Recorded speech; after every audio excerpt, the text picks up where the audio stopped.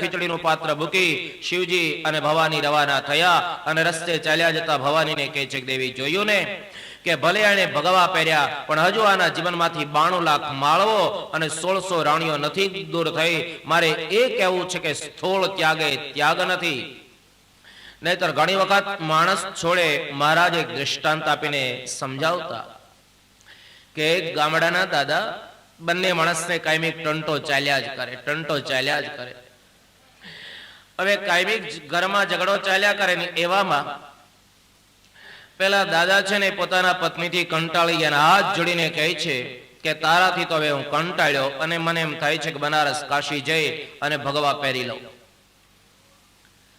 આવું જ્યારે કહેવામાં આવે એ જ વખતે એમના ગૃહિણીજી કહે છે કે નાથ આપ જો ભગવા પહેરતા હો ને તો હનુમાનજી મહારાજને 5 શ્રીફળની માનતા કરું. આવું જીવન નહીં જીવતા કે તમારામાંથી એક વિભાગને તમારે માટે આવી માનતા કરવી પડે. પેલાને લાગી આવ્યું. અને એક વાત સમજી લેજો, ચટકીનો વૈરાગ્ય છે ને લાંબો સમય ન ટકે. પિત્તળ છે ને નવું હોય ને ત્યારે તો સોનાને શરમાવે ને એવી પિત્તળની લાઈટ હોય, પણ આખરે પિત્તળ જ રહે છે. આ બાજુ પેલાને લાગે આવવાને કારણે આજે બનારસ કાશી જાય, પણ ખરેખર ભગવા ક્યારે પહેરવાના? શંકર સ્વામીએ લખ્યું છે કે યદા વિરહે તદા પ્રવ્રજે. જ્યારે તમારા જીવનમાં તમને એમ થાય કે હવે હું સંસારને લાયક નથી રહ્યો, ત્યારે જ ભગવા પહેરજો. સમજણ પૂર્વકનો જે ત્યાગ છે ને એ જ મહાન ત્યાગ છે. સમજ્યા સિવાયનું જો છોડ્યું હશે તો પરમ દિવસ સવારમાં કથા આવશે ત્યારે ખ્યાલ આવશે કે 96,000 વર્ષ સુધી સાધના કરનારા ભારતના સાધુઓ કે જેના દેહ ઉપર રાફડો થઈ ગયો હતો અને છતાં સમજણ સિવાયનો જો ત્યાગ હતો, સત્સંગનો જો અભાવ હતો, તો 96,000 વર્ષ સુધી સાધના કરનારો ભારતનો સંત ચ્યવન ઋષિ એને પણ લગ્ન કરવાનું મન થયું. પરમ દિવસ સવારમાં કથા આવશે. સમજણ સિવાયનો જે ત્યાગ છે તે ખરેખર અપૂર્ણ ત્યાગ મનાય છે. પેલા દાદા તો અહીંયા વનમાં જાય અને ધીમે ધીમે ચાલતા ચાલતા દાદા બનારસ કાશી આવીને એણે ભગવા પહેરી લીધા છે. ભગવા તો પહેરી લીધા, 12 વર્ષો થયા. હવે એવા સમયમાં પેલા શ્રીપાદ સંન્યાસી મહારાજ મનમાં વિચાર કરે, ઘણા સમયથી કૌટુંબિક યાત્રા નથી કરી, લેને કુટુંબને મળી આવું. અને તમારા સંસારીઓનો સંબંધ કેવો છે? મહારાજે વચનામૃતની અંદર થોરની ઉપમા આપી છે કે પેલો થોર છે ને પૃથ્વીમાં પડ્યો ને પડ્યો ખોળાય. એમ દુનિયાની જે વાસના છૂટવીને, મમતા જે જીવનમાં છૂટવીને એ તો બહુ કઠિન બાબત છે. ત્યાગના ઉપર બોલવું સહેલું છે, પણ જીવનમાં છોડવું ને એ બહુ કઠિન છે. ઘણા તો એવી દલીલ નથી કરતા. ઘણી જગ્યાએ આપણે ગામડામાં જોઈએ કે રામ મંદિરને ઓટલે બેઠા હોય અને ઓટલે બેઠા બેઠા બીડી પીતા હોય અને એમાં છોકરો બોલાવવા આવે, બાપા ચાલો તમને ઘરે બોલાવે. અને પેલા દાદા ઉભા થઈને જાય અને દાદા બીડી પીતા પીતા ઉભા થઈને જાય અને બીડીની જોડી છે ને અહીંયા ઓટલે પડી રહે. પાછળ દોડતા દોડતા કોઈ જોઈને એમ કે વડીલ તમારી બીડીની જોડી અહીંયા રામ મંદિરને ઓટલે પડી રહી. ત્યારે પેલો જવાબ શું આપે? મારું સાવ નરસિંહ મહેતા જેવું. નરસિંહ મહેતા દીકરો થામા, નરસિંહ મહેતા બીડીની જોડી નહોતો ભૂલ્યો, એ સંસારને ભૂલ્યો હતો. આ આપણી દિશા છે. નરસિંહ મહેતા બીડીની જોડી નથી ભૂલ્યા, એ સંસારને ભૂલ્યા છે. જીવનમાં કૌટુંબિક વાસના છૂટવી બહુ કઠિન છે, બહુ મુશ્કેલ છે. પેલા સંન્યાસી મહારાજ 12 વર્ષને અંતે પોતાના વતનમાં આવ્યા છે. રામ મંદિરે મુકામ કર્યો. એમાંના ગૃહિણીજી મનમાં વિચાર કરે છે કે આજે સંન્યાસી બનીને આવ્યા, ભગવા પહેર્યા, વેશ બદલાયો, પણ વૃત્તિ બદલાણી છે કે એની પરીક્ષા કરવાને વાસ્તેના ભૂતકાળના પત્ની છે ને ઘરે જઈ અને કહે છે કે નાથ એક કામ કરો, આજે ભોજન લેવા અમારે ત્યાં પધારજો. સંન્યાસી મહારાજ હા કહે છે. બરાબર 12 વાગે ભોજન લેવા જાય.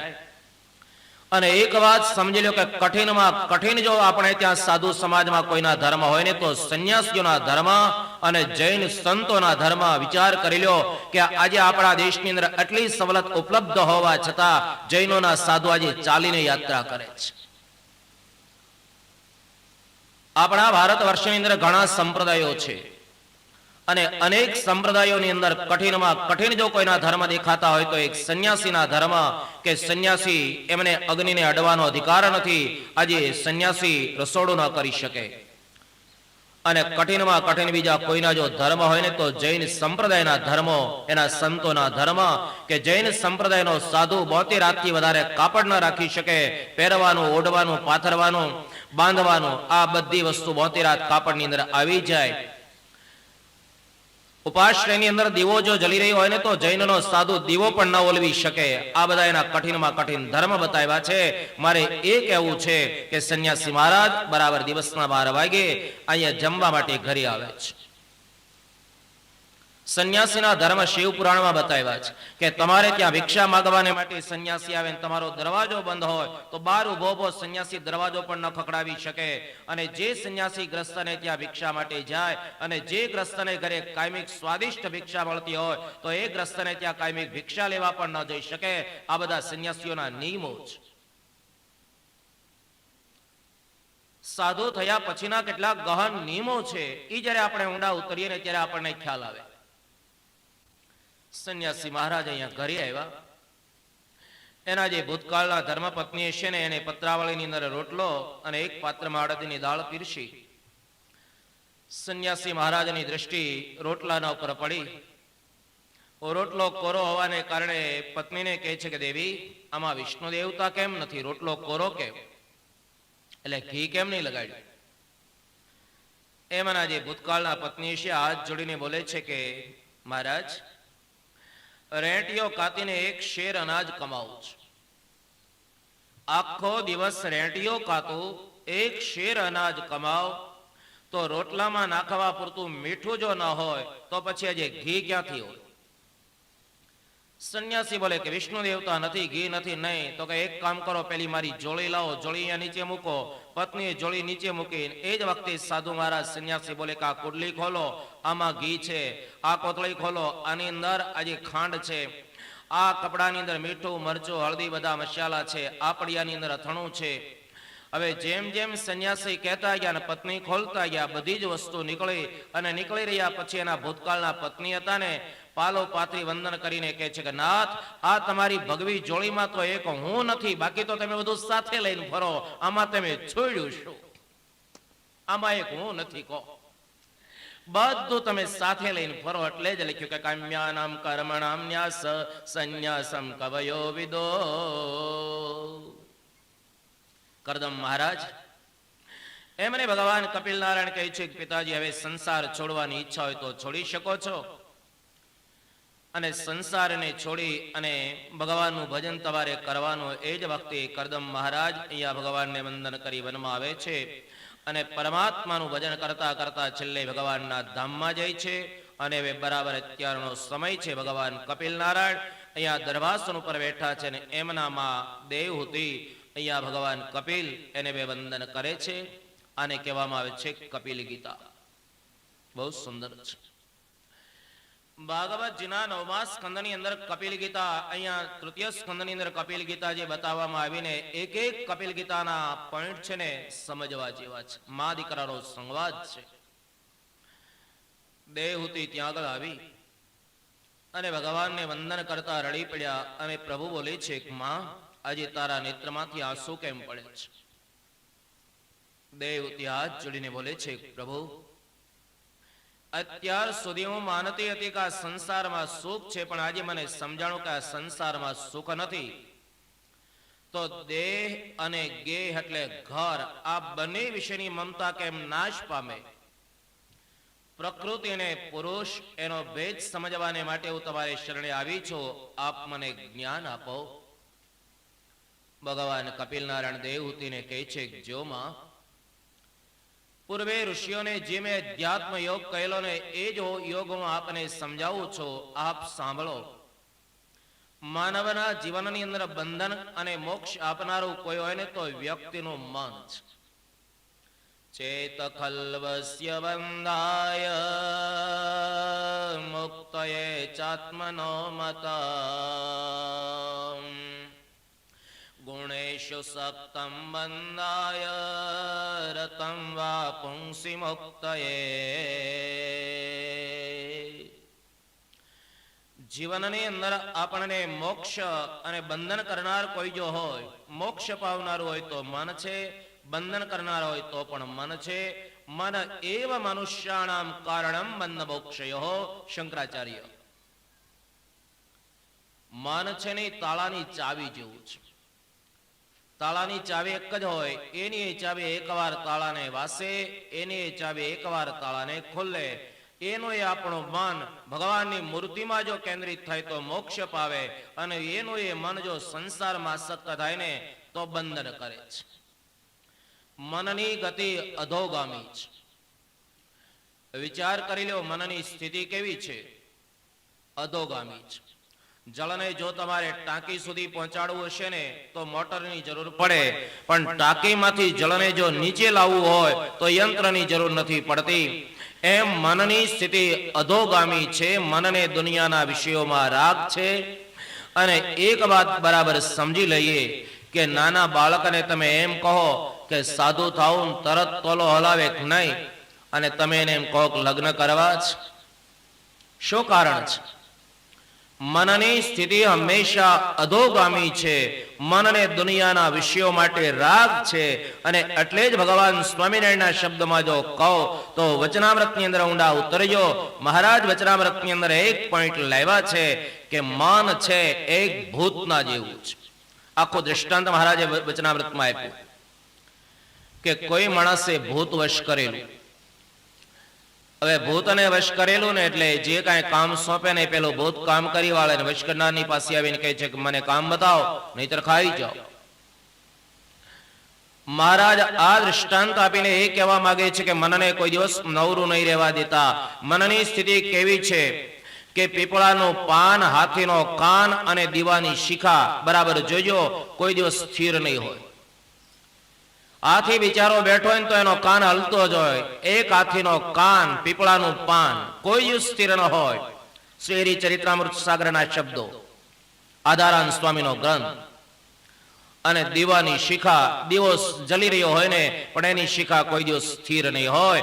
એમ ગમે ત્યાં આપણે બેઠા હશું, નવરું મન પડે ને એટલે મનનો ખોરાક શું છે? સંકલ્પ અને વિકલ્પ, સંકલ્પ અને વિકલ્પ. આ મનનો ખોરાક એટલે પેલું ભૂત પેલાને કહે છે કામ બતાવો, નહીતર ખાઈ જાઓ. પેલાને તો કંટાળો આવી ગયો. પોતાના મિત્રને વાત કરી કે હવે કરવું શું, અને વશ કરતા તો કર્યું, પણ મને કામ બતાવ્યા પછી કહે છે કામ બતાવો, નહીતર ખાઈ જાઓ.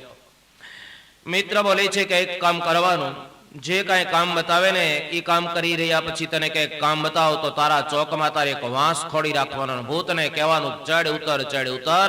આ દ્રષ્ટાંત આપીને ભગવાન સ્વામિનારાયણ બતાવી જાય કે મનને ક્યારે નવરું નહીં રહેવા દેતા. બીજો પોઈન્ટ મહારાજે વચનામૃતની અંદર એ બતાવ્યો કે મન ધજાની પૂંછડી જેવું છે. જોજો, ધજાની પૂંછડી કોઈ દિવસ સ્થિર ન થાય. આપણા જીવનની અંદર ખરેખર જન્મ મરણનો કોઈ જો કારણ હોય ને તો મન છે. મધ્યાહન પછી ભરતજીની કથા આવશે ને ત્યારે હું સમજાવીશ કે જેનો બાપ ભગવાન હોવા છતાં એ જ ભરતજી જો પોતાના મનને ન સાચવી શક્યા તો ભરતજીને 3 જન્મ લેવા પડ્યા છે. આ શરીર છોડીને જ્યારે આપણે ભગવાનના ધામમાં જશો તો સાથે 3 વસ્તુ આવવાની છે: પુણ્ય, પાપ અને મન. મનને માટે ભગવાન શ્રી કૃષ્ણ અર્જુનજીને પણ વાત સમજાવતા કહે છે કે મન વશ કરવું. અર્જુન ભગવાનને કહે છે કે માલિક, સંચલમ મે મન કૃષ્ણ પ્રમાથી બલભદ્રડમ તસ્ય નિગ્રહમ અહમ મન્યે વાયુરીવ સુદુષ્કર. જે મનને વશ કરવાની તમે વાત કરો છો એ મન સંચલ અને તોફાની છે.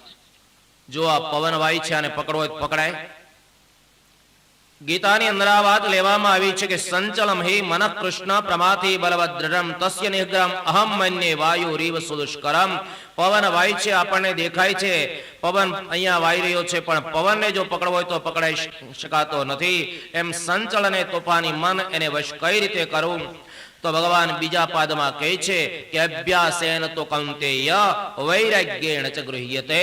મનને વશ કરવા માટે અભ્યાસ કરવાની જરૂર છે. ધીમે ધીમે ધીમે ધીમે ધીમે તમે મનને વશ કરતા રહ્યો. અને એ મન વશ ક્યારેક થાય? મન ખરેખર બકરાના જેવું છે. સાહિત્યમાં એક કથા આવે છે. એક રાજાએ એક બકરો પાળેલો અને રાજાએ એવી જાહેરાત કરી કે આ બકરાને વનની અંદર કોઈ ચારવા લઈ જાય અને પેટ ભરીને ચારે અને અહીંયા રાજ્યના ભવનની અંદર જ્યારે આવે, મારી કચેરીની અંદર આવે અને એની આગળ હું લીલો ઘાસ નાખું અને બકરો જો ખરેખર લીલું ઘાસ ન ખાય તો હું માનું કે પૂર્ણ રીતે બકરું ધરાયેલું છે અને આ રીતે જો બકરો ધરાય તો મારે એને અડધું રાજ્ય આપવું. રાજાએ આ જાહેરાત કરી. હજારો લોકો ત્યાં આગળ આવે, મનમાં વિચાર કરે, કહો બકરાને ચારવું એમાં કઈ મોટી વાત છે. હવે એને ચારવા માટે હજારો લોકો આવે છે, લોકો લઈ જાય અને સાંજના રાજાના ભવનમાં લાવીને કહે છે કે લ્યો અને મેં ચારી લેવા છે, કરો પ્રયોગ. અને બકરાની આગળ જ્યાં ઘાસ નાખવામાં આવે, આ તો પશુનો ગુણધર્મ છે કે પશુ ગમે એટલું ચરીને આવ્યું, ગમે એટલું ધરાયેલું હોય, પણ એની અંદર તમે લીલું ઘાસ નાખો એટલે પશુ ઘાસમાં મોઢું નાખવાનું જ છે. જ્યાં બકરાની આગળ લીલું ઘાસ નાખવામાં આવે ને એ જ વખતે પેલું બકરું લીલા ઘાસમાં મોઢું નાખે. રાજા કહે છે કે નહીં, હજુ બકરું ભૂખ્યું છે, રાજ્ય ના મળે. કેટલાય લોકો જતા રહ્યા. હવે એવામાં એક બુદ્ધિશાળી માણસે નિર્ણય કર્યો કે નહીં, આમાં કઈક યુક્તિ છે. રાજાને કહે છે કે હું બકરાને ચારવા લઈ જાઉં. રાજા કહે છે લઈ જા. અને પેલો ભાઈ લઈ જાય અને હાથમાં એક લાકડી લેતો ગયો. વનમાં પેલા બકરાને ચારવા માટે લઈ જાય અને જ્યાં પેલું બકરું ઘાસમાં મોઢું નાખે તો એક જ લાકડી ઠપકારે મોઢા ઉપર. જ્યાં ઘાસમાં મોઢું નાખે ને તો એક જ લાકડી મોઢા ઉપર ઠપકારે. આખો દિવસ લાકડીનો માર સહન કરી બકરાનું મોઢું સોજી ગયું અને સાંજના રાજાની પાસે લાવીને કહે છે કે આને હું પૂર્ણ રીતે ચારીને લાવ્યો, હવે આની આગળ તમે ઘાસ નાખો. અને એ જ વખતે રાજાએ જયારે ઘાસ નાખ્યો, પણ પેલું બકરું એને ઘાસમાં મોઢું ન નાખ્યું. એ સમજે કે જો ઘાસમાં મોઢું નાખીશ ને તો મોઢા ઉપર લાકડી પડવાની છે. આ દ્રષ્ટાંતથી એ બતાવવામાં આવે છે કે મન છે બકરાના જેવું છે અને ગમે ત્યાં કુવિચારો કરે એટલે એને તમે જ્ઞાન રૂપી લાકડીથી પાછું વાળો તો જ તમારું મન પાછું વળે. આ એક નિયમ. એટલે પરમાત્મા નારાયણ બોલે છે કે જીવાત્મા એમ અને જન્મ અને મરણ જો આપનાર હોય ને તો ખરેખર મન, અને મનને કારણે સંસાર ઉભો થાય છે. કપિલ ગીતા છે ને બહુ તાત્વિક છે, એટલે દ્રષ્ટાંત સિવાય સમજાય નહીં. માટે જ વારંવાર કપિલ ગીતામાં દ્રષ્ટાંતો આપવા પડે છે કે આપણા જન્મ અને મરણ માટેનું કોઈ જો બિયારણ હોય ને તો આપણું મન છે. એક મહાત્મા હતા, સંત હતા, ગામની ભાગોળે, સરસ મજાનો નદીનો ઘાટ. અને મહાત્માજી ત્યાં આશ્રમ બાંધીને રહેતા હતા. અને પેલા સંત મનમાં વિચાર કરે, સર્વાંગી અનુકૂળતા છે, કોઈ જાતની તકલીફ નથી. પણ સંન્યાસી મહારાજ ગામની ભાગોળે રહે, પણ એક થોડીક તકલીફ હતી કે મહાત્માજી ભિક્ષા માગીને આવે ને ભિક્ષા વધી હોય ને મૂકી રાખે, પણ થોડોક ઉંદરનો ત્રાસ. એટલે ઘણી વખત મહાત્માજીની બધેલી ભિક્ષા પેલા ઉંદર ખાઈ જાય, ક્યારેક કોપીન ફાડી નાખે. પેલા સંત મનમાં વિચાર કરે, સર્વાંગી અનુકૂળતા છે પણ થોડીક તકલીફ છે, અને તો એક સંસારમાં રહેવાનું, જીવનમાં કંઈક મુશ્કેલી તો રહેવાની અને હોવી જરૂરી છે. મહાત્માજી મનમાં વિચાર કરે છે કે આશ્રમમાં એકાદ જો બિલાડી પાળું ને તો ઉંદરનો ત્રાસ શમી જાય. એટલે મહાત્માજીએ તો આશ્રમમાં બિલાડી પાળે. હવે બિલાડી આવતા ઉંદરનો જે ત્રાસ હતો ને એ શમી જાય, પણ બિલાડીને કાયમિક દૂધ જોઈએ, ક્યાંથી લાવે? આ તો જંગલમાં રહેતા. મહાત્માજી મનમાં વિચાર કરે કે ઉંદરનો ત્રાસ તો શમી ગયો, પણ બિલાડી માટે દૂધની શું વ્યવસ્થા? ચાલો એક કામ કરો, એકાદ ગાય જો આશ્રમમાં રાખું ને તો આ બિલાડીને કાયમિક દૂધ મળી રહે. એટલે મહાત્માજીએ તો વળી ગાય રાખવાનો વિચાર પણ અમલમાં મૂક્યો. ગાય રાખી. હવે ગાયને ચોમાસાના 4 મહિના તો ઘાસ મળી રહે, પણ 8 મહિના માટેની શું વ્યવસ્થા? વળી સંન્યાસી મહારાજ વિચાર કરે કે આશ્રમની નજીક જ્યાં જમીન છે ને બિલકુલ પડતર પડી છે, અને થોડીક જો ખેતી કરું ને તો ગાયને ઘાસ પણ મળી રહે. એ વિચાર પણ અમલમાં મૂક્યો અને મહાત્માજીનો સુખેથી વ્યવહાર ચાલે. અને ત્યાં રાજાના સિપાહીઓ નીકળ્યા અને પેલા સાધુને ખેતી કરતા જોયા. ત્યાં આગળ આવીને પકડીને કહે છે કે અરે, સાધુ હોવા છતાં ખેતી કરે છે, સંત થઈને ખેતી કરે છે, અને ખેતી કરવા છતાં રાજ્યનો ભાગ નથી આપતા, તમે રાષ્ટ્રદ્રોહી છો, ચાલો રાજા પાસે. પેલા સંત મહાત્માને તો કાંડા પકડી અને રાજા પાસે ઉઠાવ્યા. આજે અમારો વારો છે, કારણ કે આ કથા તો દરેક માટે છે. જેમ રેડીમેડના કપડાની દુકાન હોય ને એમાં કોઈનું માપ લઈને કઈ કપડા તૈયાર ન કર્યા હોય, જેને જે ફિટ થાય ને પહેરી દે, એમાં આમાં તો દરેકનો નંબર આવી જાય. પેલો રાજા સંન્યાસી મહારાજને જોઈ વંદન કરીને કહે છે કે બાપજી તમે ખેતી કરો છો? હા. તો રાજ્યનો કર કેમ નથી ભરતા? તમે દેશદ્રોહી ગણાવો. ખેતી કરવા છતાં જો કર ન ભરતા હો તો તમે દેશદ્રોહી ગણાવો. પણ હવે તમને મારે બીજી તો શું શિક્ષા કરવી? ચાલો એક કામ કરો, બંને પગના અંગૂઠા પકડીને 10 મિનિટ તમારે વાંકા રહેવાનું છે. ભાઈ આ તો રાજાનો આદેશ થયો ને, પેલા સંતને 10 મિનિટ પગના અંગૂઠા પકડાવીને વાંકા રાખ્યા અને સંતની બુદ્ધિ ઠેકાણે આવી ગઈ. અને ત્યાર પછી અંગૂઠા છોડ્યા પછી પેલા સંત છે ને કોપીની પહેરેલી ને કોપી કાઢી અને રાજાના સિંહાસન ઉપર કર્યો ઘા. અને સાધુ મીંડ્યા હસવા. અને રાજા સંતને કહે છે કે તમને હસવું કેમ આવે? સંત બોલ્યા હસવું એટલા માટે જ આવે, આ બધી ફજીતી જો કરાવી ને તો આ કોપીને જ કરાવી છે, અને આમાંથી જ આ બધી દશા છે. સંસાર બીજમ મન એવ વિદ્ધિ ન પુત્ર દારા દ્રવિણાદિકમ હિ સંસાર નાશો મનસો લયેન ન ગ્રહસ્થા શ્રમવર્જનેન. કવિ લખે છે કે સંસારને છોડવાથી, સ્ત્રી પુત્ર પરિવારનો ત્યાગ કરવાથી સંસાર નહીં છૂટે, પણ જ્યાં સુધી તમારું મન નહીં મરે ત્યાં સુધી કદાચ નહીં સંસાર છોડી જંગલમાં ગયા છો, ઝૂંપડું બાંધીને રહેતા છો, પણ મન જો નહીં મર્યું હોય તો જંગલમાં ગયા પછી ઝૂંપડામાં પણ તમે એક સંસાર પેદા કરશો. ભગવાન કપિલ નારાયણ માં દેવહૂતિને સમજાવતા કહે છે કે માં, માનવના જીવનમાંથી જ્યારે અહમતા અને મમતા ખલાસ થાય ત્યારે મન નિર્મળ બને, અને મન નિર્મળ બન્યા પછી આજે જ્ઞાન વૈરાગ્ય તેને સહિત આજે ભક્તિ યોગ વડે કરીને પ્રકાશમાન થયેલા જીવાત્માને અને બળહીન થયેલી માયા એને જોઈ શકાય છે. પ્રસંગ મજરમ પાશ વચનામૃતમાં મહારાજ આ શ્લોક પણ લાવ્યા છે. પ્રસંગ મજરમ પાશ માત્મનઃ કવયો વિદો સએવ સાધુ સુકૃત મોક્ષ દ્વારમ પાવૃત. પ્રભુ બોલ્યા છે કે સંગ જો કરવો ને તો ભગવાનના બ્રહ્મનિષ્ઠ સંતોનો સમાગમ કરવો. સંગ કોનો કરવો? જીવનમાં કોઈના સંગ કર્યા સિવાય તો આપણે રહી શકવાના નથી, પણ જો જીવનમાં સંસારમાં રહીને સંગ કરવો હોય ને તો ભગવાનના બ્રહ્મનિષ્ઠ સંતોનો સમાગમ કરવો, કે જે સંતોના સમાગમ કરવા વડે કરીને મોક્ષ દ્વારમ અપાવૃતમ. સંતોને શતાન સ્વામી સત્સંગી જીવનમાં એક ડોક્ટરની ઉપમા આપે છે. જેમ શરીરમાં રોગ લાગુ પડે ને ત્યારે દવાખાનાનો આશ્રય લેવો પડે, ડોક્ટરનો આશ્રય લેવો પડે છે, એમ આપણા જીવનની અંદર આપણને એક મહાન રોગ લાગુ પડ્યો છે, ભવરોગ જેને કહેવાય. જન્મ ને મરણ, જન્મ ને મરણ. અને જન્મ મરણના કોઈ જો વૈદ્યો હોય, જન્મ મરણના કોઈ જો ડોક્ટર હોય, અને જન્મ મરણ માટેનું કોઈ જો ઔષધ હોય તો સંતોનો સમાગમ છે. સંતના યોગ વડે કરીને જીવાત્મા જન્મ મરણના રોગમાંથી મુક્તિ મેળવી શકે છે. અને એટલે જ ભગવાન સહજાન સ્વામી પણ વચનામૃતની અંદર આ જ વાત લેવા છે. હવે અહીંયા ભગવાન કપિલ દેવહૂતિને જ્યારે આ વાત કરે ને ત્યારે દેવહૂતિ ભગવાન કપિલની સામે બોલે છે કે માં, આપે સંતની વાત કરી તો એ સંત કેવી રીતના હોય, સંતના લક્ષણ બતાવો. હવે આવે છે સાધુઓના લક્ષણ. ધર્મશાસ્ત્રની અંદર ભગવાનના 39 લક્ષણો બતાવ્યા. જેનામાં 39 લક્ષણ હોય ને એને ભગવાન કહેવાય. અને સંતના 30 લક્ષણો બતાવ્યા છે.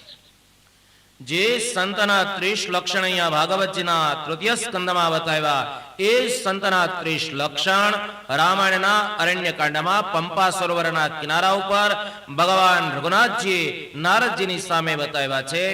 અને એ જ સંતના 30 લક્ષણ સત્સંગી જીવન પહેલું પ્રકરણ હરિગીતા, જેના 5 અધ્યાય બહુ સમજવા જેવી. ભાગવતના તૃતીય સ્કંદમાં રહેલી કપિલ ગીતા, રામાયણના અયોધ્યા કાંડમાં રહેલી લક્ષ્મણ ગીતા, અને સત્સંગી જીવનના પહેલા પ્રકરણમાં રહેલી હરિગીતા, કે જ્યારે ભક્તિ માતાને તાવ આવે, બાલ હરિ કૃષ્ણલાલ ઘનશ્યામ પ્રભુ આજે માતાજીની સેવા કરે, ભક્તિની સેવા કરે, અને એ જ વખતે ભક્તિ માતાને દિવ્ય સ્વરૂપનું જ્યારે જ્ઞાન થાય, ભક્તિ માતા ઘનશ્યામની સામે હાથ જોડે અને એ જ વખતે ઘનું બોલે, ઘનશ્યામ બોલે છે કે માં, આજે તારા નેત્રમાંથી કઈક આંસુ પડતા હોય એવું મને દેખાય છે, બતાવ શું ઈચ્છા છે. અને એ જ વખતે ભક્તિ માતા ઘનશ્યામ મહારાજને કહે છે કે પ્રભુ, શારીરિક ચિહ્નો ઉપરથી મને એમ લાગે છે કે ટૂંક સમયમાં મારું શરીર છૂટી જશે. ભગવાન ઘનશ્યામ બોલે છે કે માં, જન્મ અને મૃત્યુ એ તો એક શરીરના ગુણધર્મ છે. આજ જગતની અંદર જે આવે એને જવાનું જ હોય છે. જન્મ અને મૃત્યુ એ તો એક શરીરના ગુણધર્મ છે. આપની ઈચ્છા હોય બતાવો. અને એ જ વખતે ઘનશ્યામ મહારાજની સામે ભક્તિ માતા ધર્મ, જ્ઞાન, વૈરાગ્ય અને ભક્તિ અને આ ચારેના હેતુભૂત સંતો એના લક્ષણો પૂછ્યા, 5 પ્રશ્નો કહ્યા અને 5 પ્રશ્નોના જવાબ રૂપે ઘનશ્યામ મહારાજ જે જ્ઞાન આપે એને સત્સંગી જીવનના પહેલા પ્રકરણમાં હરિગીતા કહેવામાં આવે. બહુ સમજવા જેવી, વાંચવા જેવી મા દીકરાનો સંવાદ. ભાગવતમાં કપિલને દેવહૂતિ, રામાયણમાં આજે લક્ષ્મણ અને ગુહ મહારાજા. એ જ ન્યાયે સત્સંગી જીવનમાં ભગવાન ઘનશ્યામ અને ભક્તિ માતાનો સંવાદ. ત્યાં સંતના લક્ષણો બતાવ્યા છે કે સંતનો પહેલું લક્ષણ એ છે કે અજાત શત્રુ. સંતના જીવનમાં કોઈ શત્રુ ન હોય. વિચાર કરી લો, જેણે ભગવાનને મેળવવાને વાસ્તે જનની જન્મભૂમિ જનકનો ત્યાગ કરી ધોળામાં ધૂળ રાખી અને જેણે ભગવી કંથાઓ પહેરી છે, ભગવાનને રાજી કરવાને વાસ્તે ભગવા પહેરનારો ત્યાગી, એના જીવનમાં કોઈ દુશ્મન ન હોય, એના જીવનમાં કોઈ શત્રુ ન હોય. સંતોને માટે તો કહેવાય છે કે વસુધૈવ કુટુંબકમ, આખું જે જગત છે, આખી જે સમષ્ટિ છે એ મારા સંતો માટે કુટુંબ. સૃષ્ટિનો પ્રત્યેક માનવ સંસારી જે છે એ સંતનો કુટુંબ છે. વસુધૈવ કુટુંબકમ.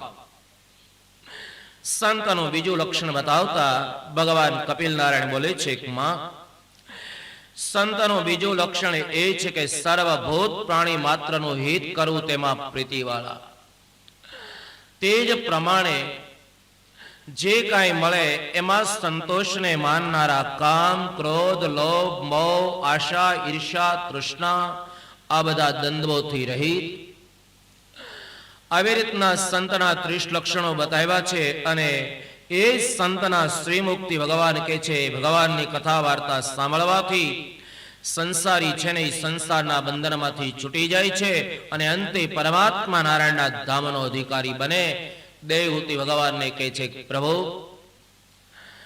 ભક્તિ કઈ રીતે કરવી એ મને આપ બતાવો, અને જેના દ્વારા મને મોક્ષની પ્રાપ્તિ થાય એ યોગના કેટલા અંગો છે એ પણ આપ મને સમજાવો. પરમાત્મા બોલે છે, જો માં, કે કોઈ પણ પ્રકારની ઈચ્છા રાખ્યા સિવાય ભગવાનના ચરણારવિંદમાં મનની વૃત્તિ જે જોડી દેવીને એનું નામ ભક્તિ.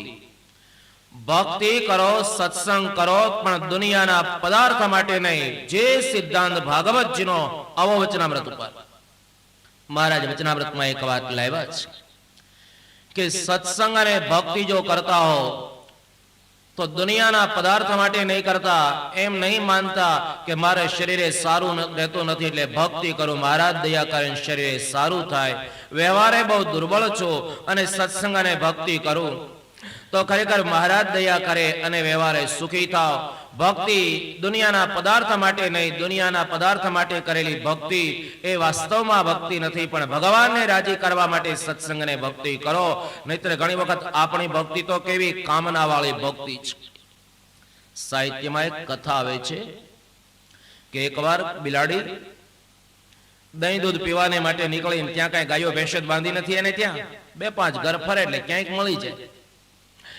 હવે પેલી બિલાડી દહીં દૂધ પીવાને વાસ્તે નીકળીને એવામાં એક ગ્રસ્તને ઘરે આજે કબાટ ખુલ્લો રહી ગયેલો. હવે ગ્રસ્તને ઘરે કબાટ ખુલ્લો રહી ગયેલો અને કબાટની અંદર જ્યાં જોયું ને તો મૃતિકાના પાત્રમાં દૂધ ભરેલું. એટલે પેલી બિલાડીએ દૂધ પીવા માટે, આપણી ભાષામાં કહું, ગામઠી ભાષામાં તો જેને આપણે પાટીઓ કહીએ, હવે એમાં દૂધ ભરેલું. જૂના જમાનાની આ કથા. એટલે પેલી બિલાડીએ મૃતિકાના પાત્રમાં મોઢું નાખ્યું, દૂધ પીવા મળ્યું, પણ પાટિયાનું મોઢું સાંકડું હોવાને કારણે બિલાડીનું માથું એમાં આવી ગયું, બહાર ન નીકળે.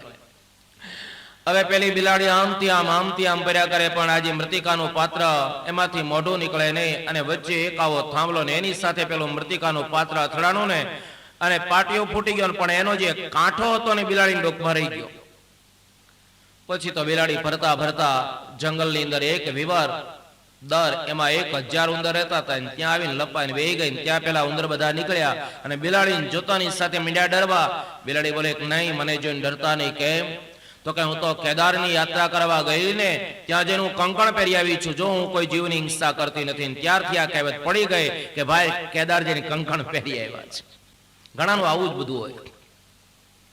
અને એટલે જ હું વારંવાર કહું છું કે વ્યક્તિને યથાર્થના સંદર્ભમાં જો તમારે સમજવી હોય તો એની નજીક આવવાનો પ્રયાસ કરો. વ્યક્તિને વ્યક્તિત્વના રૂપમાં જો સમજવી હોય તો એની નજીક આવો, પછી ખ્યાલ આવે. પેલી બિલાડી અહીંયા બોલે છે ઉંદરની સામે, કો તો કેદારનાથની યાત્રા કરવા ગયેલી, શિવજીના દર્શન કર્યા પછી મેં નિયમ લીધો કોઈ જીવની હિંસા ન કરવી. ઉંદર બિચારા બહુ ભોળા માની લીધું. હવે 1000 ની સંખ્યામાં ઉંદર હતા. બહાર નીકળે, ચારો કરવા જાય, અને પછી જયારે અંદર દાખલ થાય ને ત્યારે પેલી બિલાડી તો અહીંયા વિવરની બાજુ બેસી જાય, દરની બાજુમાં. છેલ્લે જે ઉંદર રહે ને એને એકને પકડીને કાયમી પતાવી દે. હવે જાજા હોવાને કારણે ખ્યાલ તો ન આવે. આમ કરતા કરતા તો 100 ઉંદર ઓછા થઈ ગયા. પેલા ઉંદર બધા અંદર ચર્ચા કરવા લાગ્યા. પેલી બિલાડી કહે છે કે હું જીવ હિંસા કરતી નથી.